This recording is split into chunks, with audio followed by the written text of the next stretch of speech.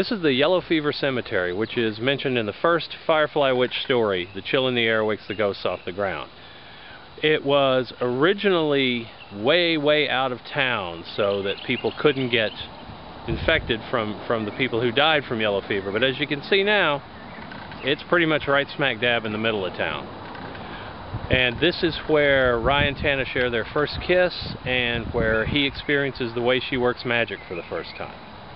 Behind me is Ryan and Tana's house, which once belonged to a friend of mine in college, Mary Ann. And I don't know why when I started writing about Ryan and Tana I put them in this house, but I did. And this is what I visualized. I did put a second story on it, which obviously it doesn't really have, but the geography of the house and everything is identical to this house behind me. Behind me is the Humanities Building, which houses the psychology department, and up on the third floor that's where Tana's office would be.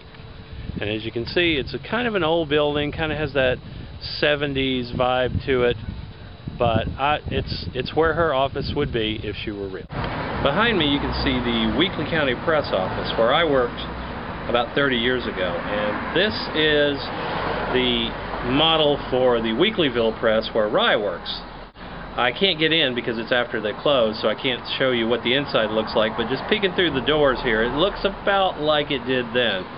So the descriptions in my stories will be accurate. And I really miss working here sometimes because it was a hectic, sometimes nightmarish thing, but like all journalists, you get it in your blood and you just wish sometimes that you were doing it again. This building behind me is Cadillac's, which is the bar I basically lived at in college, and the description of Cadillac's in the stories and the description of the late Mr. Cadillac himself is very accurate to what it was like back then. It's considerably different now, but it is still here, it is still a bar, and so if you ever come to Martin, you can come to Cadillac's and get a drink too.